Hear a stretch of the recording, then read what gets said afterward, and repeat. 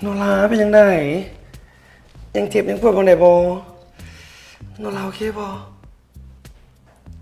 คนไข้แขนหักและช่วงนี้ต้องได้ใส่เฟือกไปก่อนโชคดีที่แขนขวาบ่เป็นหยังพอที่จะเฮ็ดกิจวัตรประจำวันได้อยู่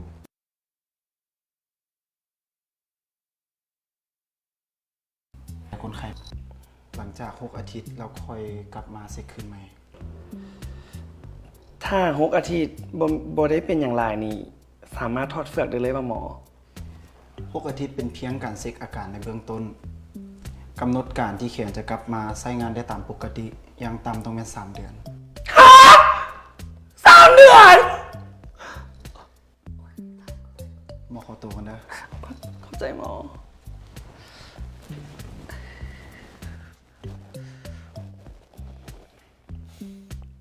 ที่แขนโนราเป็นแบบนี้ก็ย้อนเอลิซีต้องหาผิดซอบได้โนราเดี๋ยวสิดูแลค่าใช้จ่ายค่ารักษาทุกอย่างโนราบ่ต้องเป็นห่วงโนราไม่ได้หมายถึงเรื่องนั้นโนราหมายถึงเรื่องกล่องเอลิซีต้องโทรไปขอเลื่อนกล่องให้โนราจนกว่าแขนโนราจะหายดีปกติผู้กำกับบอกว่าจะเปิดกล่องในอีก2 เดือนเลยบ่แน่ใจเลยว่าจะยังสามารถเลื่อนกล่องออกอีกได้บ่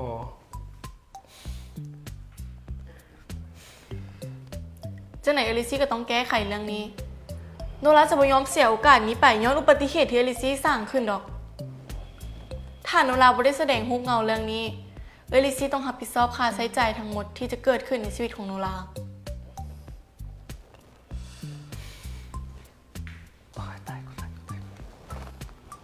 โอ้ยโนราถักเลยเนี่ย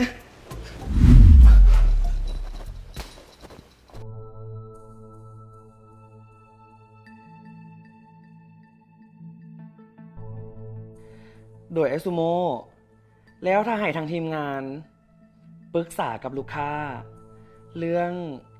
เลื่อนมื้อเปิดกล่องออกไปเป็น3 เดือนในกรณีที่ห้าแห่งที่สุดไอซูโมว่าลูกค้าจะให้คำเห็นมาว่าแนวใดมันก็ตอบยากเลยลิซี่สามารถเป็นไปได้หลายกรณีเลยที่เคยผ่านมานี่ก็คือเรื่องการเฮ็ดเวียกกรณีนักแสดงบ่พร้อมสำหรับตารางงานถ่ายทำที่วางไว้ก็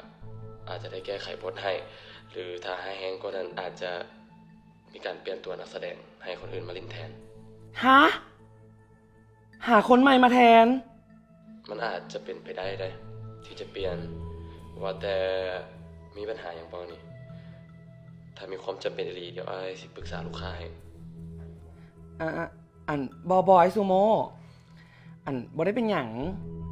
พวกเขาเพียงแต่ถามไว้ซื่อๆโนราโอเคแสดงว่าโนรายังสามารถถ่ายทำได้ตามกำหนดปกติเนาะโดยโนรายังแสดงได้คือเก่าไอ้ขอบใจไอซูโมหลายๆเด้อโอเคสบายดีบายดิสิเขาเทศจังไหนนี้ลิซี่โนราจะบ่ยอมคนอื่นมาแสดงบทที่โนราแสดงไว้เด็ดขาดเข้าใจโนราก็บ่อยากให้มันเป็นแบบนั้นลิซี่ลองคิดเบิ่งมันบ่เมคเซนส์เลยได้ถ้าจะให้คนที่หน้าตาบ่คือโนรามาแสดงบทที่โนราแสดงไว้คนเบิ่งเขาจะคิดแนวใด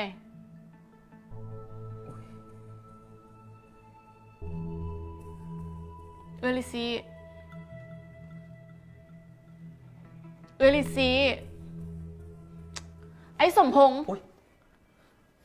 สื่อแท้มาเลยเนาะเป็นอย่างไปอีกนี่กำลังคิดอยู่ว่าสิ่งที่โนราเว้ามันกับแมนได้ถ้าต้องให้คนอื่นมาแสดงแทนในบทที่โนราแสดงไว้มันกับโบเมกเซนอีหลี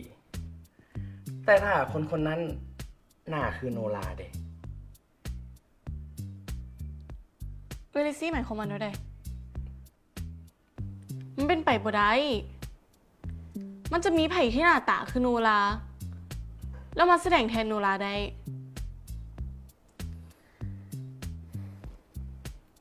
โนราจื่อได้บ่มือเปิดโตหูเงาที่มีคนซื้อบิวมาถักโนราผิด นาลี ฮ้ย นาลี นาลีมาตั้งแต่ตอนไหนนี่เป็นยังไม่เห็นบอกบิวแน่ ฮัลละสายตาแล้วตอนนั้นที่ทักโนลาจริงจังอีหลีได้เบิ่งคือเราคิดว่าโนลาเป็นหมู่เราแท้ๆบางที มันอาจจะมีคนที่หน้าคล้ายคือโนลาอีหลีก็ได้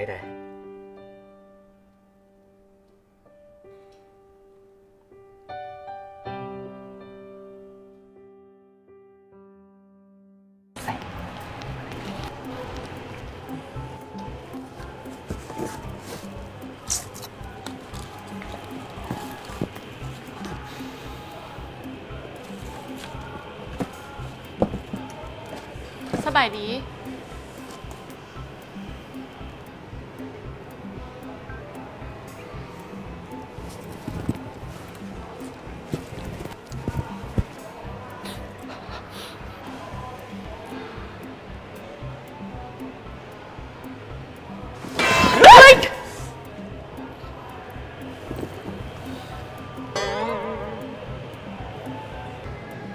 สบายดีคนชื่อแจ็คเด้อมีอย่างช่วยบ่ มาหาคนซื้อบิว บิว บิวไม่ไปเข้าห้องน้ำเดี๋ยวเจ้าหน่อยมา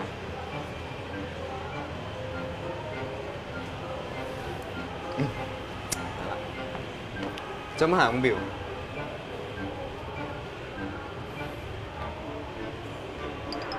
เจ้าอีกแล้ว มีอย่างบ่ พวกเขาตั้งใจมาหาเพื่อนนั่นแหละ มาหาเฮาวะมีเวียงอย่างบ่ ค่อยมีเองจะถาม มื้อนั้นที่เจ้าทักค่อยผิด เจ้าทักผิดคนอีหลีหรือว่ามีจุดประสงค์อื่น เฮ้ยข่อยบ่ได้มีจุดประสงค์อย่างเลย อีกอย่างเมื่อนั้นข่อยกับบ่ฮู้ว่าจะเป็นดารา ถ้าข่อยฮู้ข่อยก็คือสิบ่เฮ็ดแบบนั้นดอก แล้วเจ้ามีหมู่ที่หน้าคือค่อยขนาดนั้นพุ่นวะ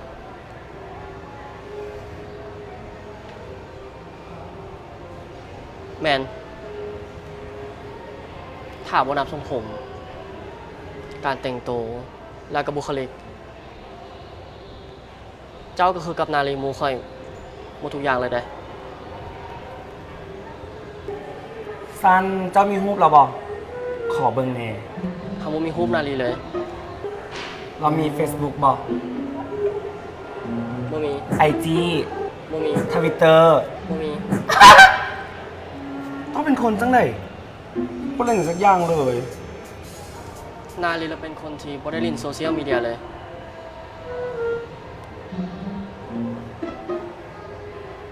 ซัน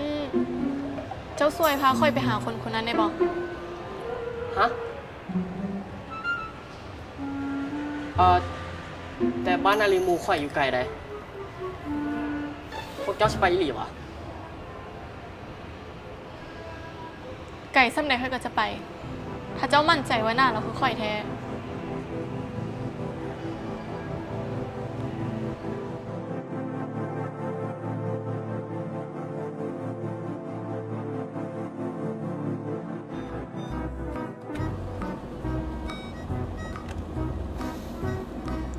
เขาขี่มาปกไก่เลยไว้นี่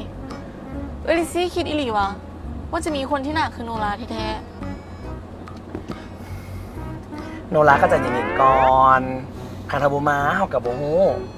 ลามันก็ยังดีกว่าเฮาบ่เฮ็ดหยังเลยได้ เด้เฮาใกล้สิฮอดแล้ว ไอ้จอดทั้งหน้านี้เลยก็ได้ ลงมาก็เดี๋ยวว่าสิเจอเลยพาเลยมาลุยป่าลุยบวกอีกอย่างนี้อืม ใจเย็นเลยสิ เดี๋ยวต่อฮอดแล้วนี่ มีงูบดดักนี่ นาลีแม่นาลีบ่หันเฮ้ย นาลี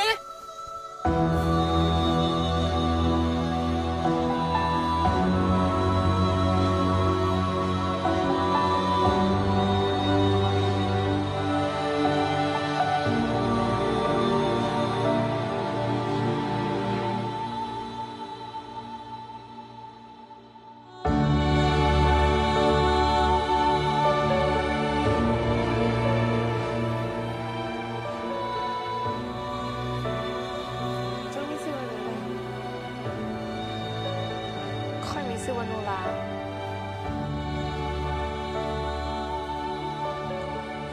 ค่อยชื่อว่าโนรา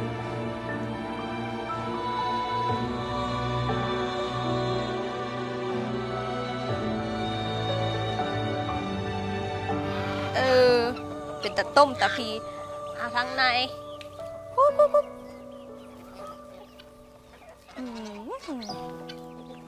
กุ๊กกุ๊กกุ๊กกุ๊กกุ๊กกุ๊กกุ๊กกุ๊กกุ๊กกุ๊กกุ๊กกุ๊ก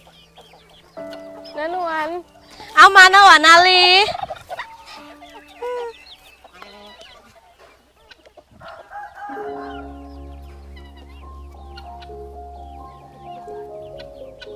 โนรา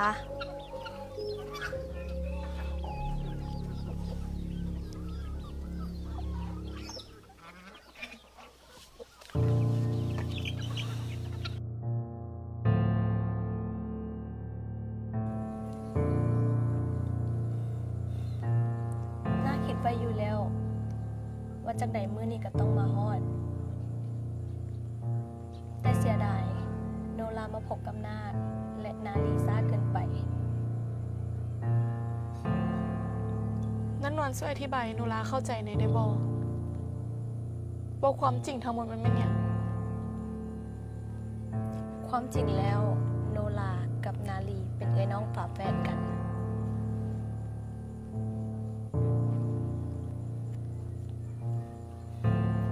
แต่ก่อนพ่อกับแม่ของหมู่เจ้า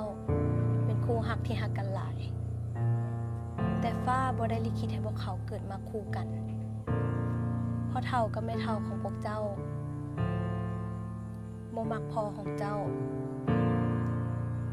ย้อนพ่อเจ้าเป็นคนทุกข์เป็นลูกเสาไห้เสานา แต่แม่เจ้าเป็นลูกสาวเดียวพ่อเฒ่าแม่เฒ่าจึงอยากให้แต่งงานกับคนที่มีฐานะ แต่ย้อนความรักของพวกเขาที่มีให้กันมันยิ่งใหญ่ จึงเห็นให้เกิดมีนางฟ้าตัวน้อยๆเกิดขึ้นมา ที่ชื่อว่าโนราและนาลี หลังจากที่แม่ของเจ้ามารลูก พ่อของพวกเจ้าก็พาแม่ของเจ้าย้ายมาอยู่บ่อนนี้ จนพวกเจ้าเกิด หลังจากที่พวกเจ้าเกิดมาบ่ดลพ่อเฒ่าแม่เฒ่าของพวกเจ้าก็ได้นำมาหาแม่เจ้าจนเจอ พวกเพิ่นให้คำขาดในการให้แม่ของพวกเจ้าออกไปจากบ้านหลังนี้พร้อมกับเพิ่นพ่อแม่ของพวกเจ้ารู้สึกผิดในสิ่งที่ทั้งสองกระทำต่อพ่อเฒ่าแม่เฒ่าที่ผ่านมาพ่อและแม่ของพวกเจ้าจำเป็นต้องฝืนตัดใจให้ตามจุดประสงค์ของผู้ใหญ่ โดยตั้งใจเลี้ยงลูกไว้คนละคนเพื่อเป็นซื่อแทนใจ แม่พาโนราไปอยู่นำโดยที่บ่ฮู้พ่อเฒ่าแม่เฒ่าพาแม่ไปอยู่ไสส่วนนาลีอยู่กับพ่อที่บ้านหลังนี้ตั้งแต่นั้นมา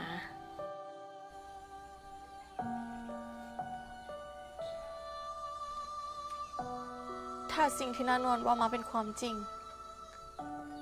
แล้วคนที่โนราอยู่นำมาตั้งแต่น้อย คนที่โนราเอิ้นว่าพ่อแท้ๆแสดงว่า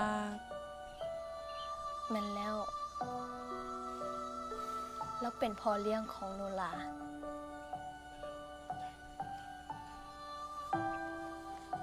อันนี้คือจดหมายจากพ่อของเจ้าก่อนเสียชีวิต ที่ฝากให้โนรา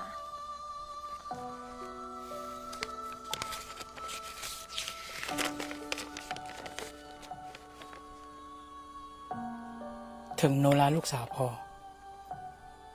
จดหมายฉบับนี้เป็นสิ่งเดียวที่พ่อสามารถฝากข้อความไปหาลูกได้ก่อนที่พ่อจะจากโลกนี้ไป พ่อเสียใจที่พ่อบ่มีความสามารถในการตามหาลูกได้เลย ถ้าพ่อเลือกได้พ่ออยากอยู่กับแม่กับลูกๆทั้งสองของพ่อพร้อมหน้ากัน แต่ฟ้าลิขิตมาบ่ให้เฮาได้อยู่นำกัน จนตอนนี้ตอนที่พ่อกำลังจะจากโลกนี้ไปพ่อยังบ่ฮู้ว่าจะสามารถเจอลูกได้แนวใดพ่อเสียใจกับทุกอย่างที่เกิดขึ้นกับครอบครัวเราหวังว่าชาติหน้าพ่อจะได้มีบุญวาสนาได้อยู่กับลูกอยู่กับนาลีน้องสาวของลูกพ่อขอภาวนาให้เฮาได้เกิดมาพบกันบ่ต้องพัดพรากจากกันอีกพ่อฮักลูกเด้อโนลา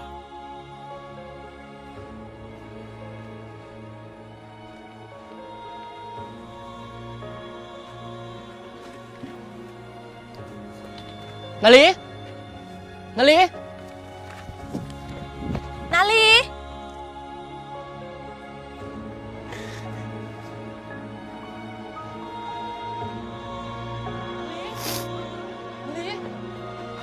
นาลี นาลีเป็นอย่างนาลี เจ็บบ่ไหนบ่นี่ นาลี นาลีใจเย็นๆเด้อ เดี๋ยวเบียร์จะอยู่ข้างๆนาลีเองเราจะผ่านทางนี้ไปนำกัน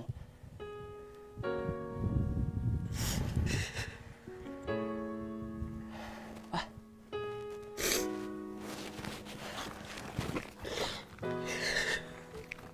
นาลี นาลี เจ็บหลายบ่ลูกขวัญเอ้ยขวัญมาบ่ให้ นาลีบ่เข้าใจนะนวลถ้าเรื่องทั้งหมดนี้เป็นความจริงเป็นอย่างน้ากับพ่อคือบ่เคยบอกอย่างนาลีเลยเป็นอย่างนั้นนวลคือบ่เคยเว้าอย่างให้นาลีฟังเลย น้าขอโทษนาลี ที่น้าบ่ได้บอกความจริงนาลี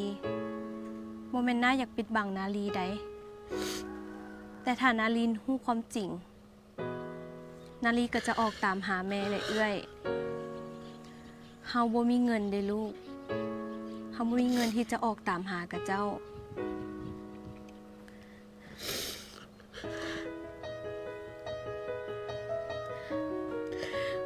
แต่ตอนนี้เขารู้แล้วว่าแม่อยู่ไสนั่นนวลพานาลีไปหาแม่ได้บ่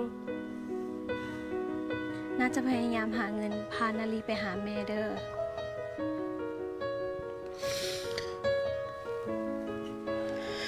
เดี๋ยวบิวจะช่วยนาลีอีกแห่งเด้อ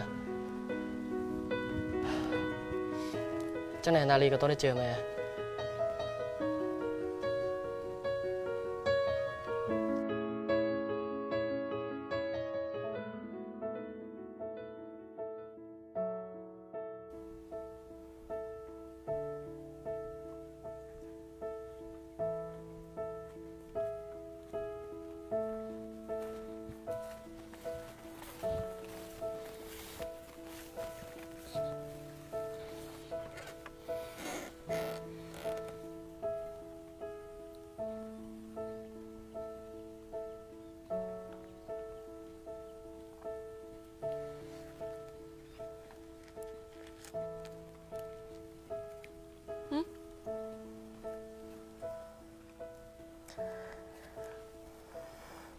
ขอบใจเด้อ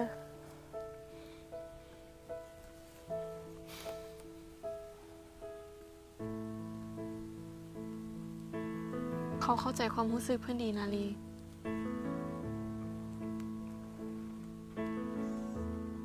เขาก็ตกใจกับความจริงที่ได้ฮู้มันนี่คือกัน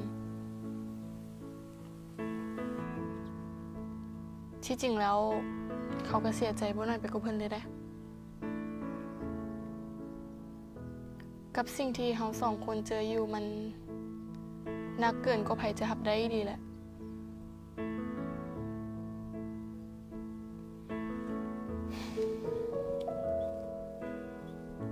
สิว่าไปกะรู้สึกคือโซกสตาร์ลินตลกเนาะใช้ชีวิตมาตั้ง20 ปีโดยที่บ่ฮู้เลยว่าคนที่ตัวเองเอิ้นว่าพ่อแท้ๆเป็นเพียงพ่อเลี้ยง แต่ก็พอแท้ๆแม่นผัดบ่มีโอกาสได้เจอกันแม้แต่ครั้งเดียว มันอาจจะต้องใช้เวลาเนี่ยก่อนที่เราทั้งสองจะคุ้นเคยกับความเป็นจริงที่เราได้รู้มื้อนี้ แต่เพิ่นรู้บ่ว่าเขารู้สึกดีได้ที่ได้รู้ว่ามีน้องฝาแฝดมันรู้สึกดีแปลกๆเขาใหญ่มาด้วยการเป็นลูกสาวเดียวมาตลอด แต่ละมื้อเฮ็ดสวนเฮ็ดนาซอยน้าซอยพอบ่เคยมีหมู่เลย เขาก็ดีใจคือกัน ที่จริงเขาก็บ่ค่อยมีหมู่ดอก พอได้รู้ว่ามีนาลี เป็นอีกส่วนหนึ่งในชีวิต มันรู้สึกคือถูกเติมเต็มบางสิ่งที่มันขาดหายไปโดน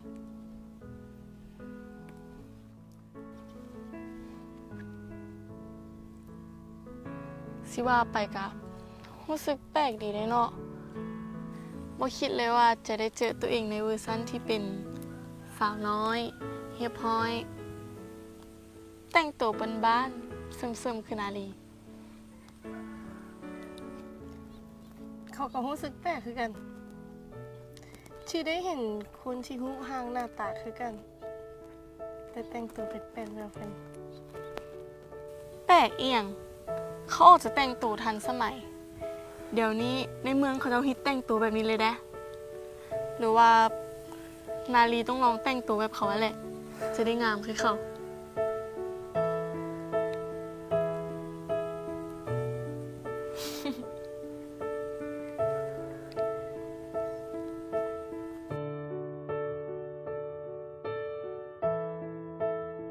ตัดลูก ใส่ลองเบิ่งดูนะ แม่นแน่นอน เอลิซีไปฮู้บ่เรื่องการเบิ่งดวงอันดับหนึ่งของหมู่บ้านก็น่านวลนี่แหละ ลูกก็เว้าไปแต่ว่าไหนนี่นะหมู่บ้านนี่นะผู้คนมาเบิ่งน้ำหน้าหมดนะก็บ่อยากจะโม้อะเบิ่งความหักเป็นบ่เอามาเบิ่งใบแรกกันเลยลูกสิมีความหักได้นี่ ว้าวแท้ เขาสิมาเบิ่งว่าเป็นไผ โอ้สื่อมาละ ชื่อเจเป็นแท้แน่นอนมาแล้วมาน่าสิมาคอนเฟิร์มให้10 เต็ม 10ปอหัก100% เลิศแม่นแหงนะ สิมีแฟนละ บอกเลยว่าแม่นแน่นอน เอ้านอนรับไปเสร็จมา น้านวลโนราขอพักนำคืนหนึ่งได้บ่ เดี๋ยวเขาสิอยู่ต่ออีกคืนนึงว่ะ แมนโนราขอพักนำในบ่น้านวลนาลี ได้ตัวลูกบ่มีปัญหา แต่ว่าโนราสิอยู่บ้านนอกบ้านนาแบบนี้ได้อยู่อะล่ะ นั่นแหละเขาสิอยู่ได้อยู่อ่ะ อยู่ได้ตัวเอลิซีจังไหนเขาก็มาละอยู่จะคืนหนึ่งเลยสิเป็นหยังเนาะ ก็ได้ไป สั้นบิวก็จะขออยู่ต่อคือกันเด้อที่ไหนก็ได้กลับมาบ้านละ นานาลีเด้ให้โนราอีน้ำได้บอก ได้แน่นอนโนรา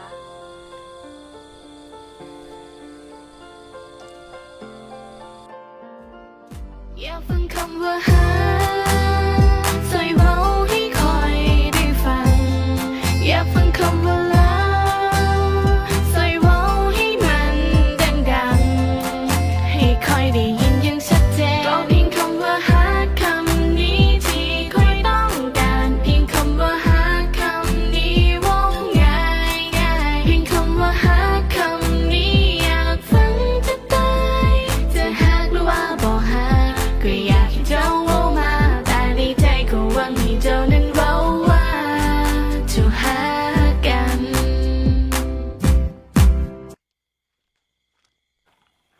มาแล้ว เอ้า ไปต่อมาอย่างนาเห็ดกระทงว่ะมันกายออกพรรษาแล้วดิ เขาก็เอามาปลูกห้องพระเข้านี่เด้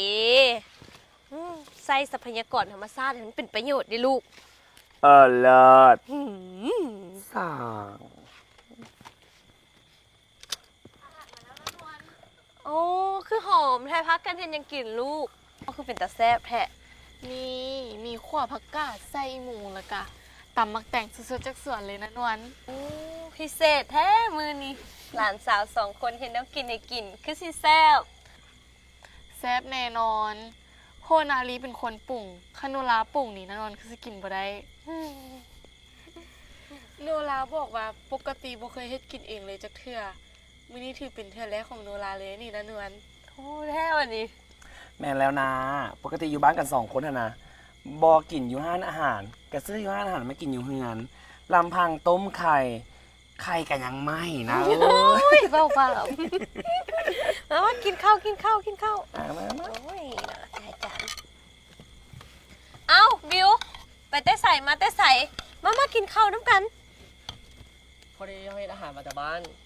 ว่าจะขอห่วมกินข้าวสามัคคีนำได้บ่ ขันได้มาปอเลย โอ้ยเอ้ยแล้วเว้าหยอกกันซื้อมากินข้าวน้ำกันมาโอ้ยมานั่งน้ำกัน อิ่มแล้วหวะ ยังพันกินซ้ำ ดีเลย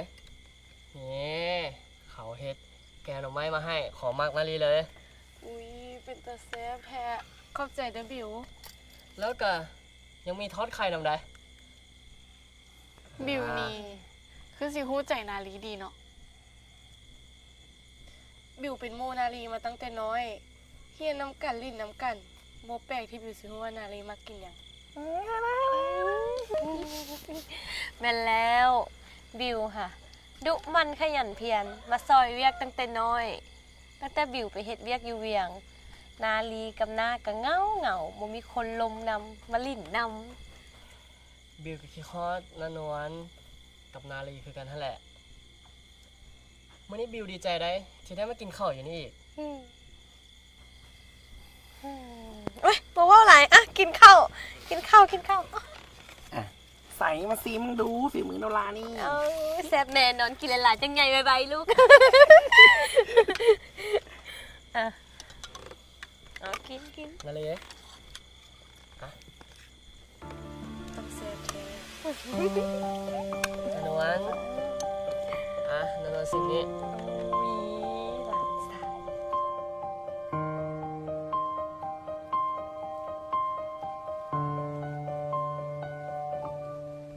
โนรานาลีมาแล้ว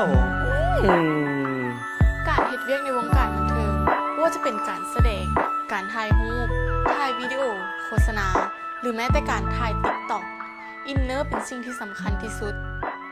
คือมองซ้อมกันมาแล้ว เกี่ยมกันมาทุกอย่างแล้วสิ่งที่นาลีเฮ็ดเมื่อกี้นะมันน่าสงสัยแหงป่านนี้คนอยู่ในห้องนะคือสิกำลังคิดอยู่ว่าเกิดอย่างขึ้นกับโนราคนนี้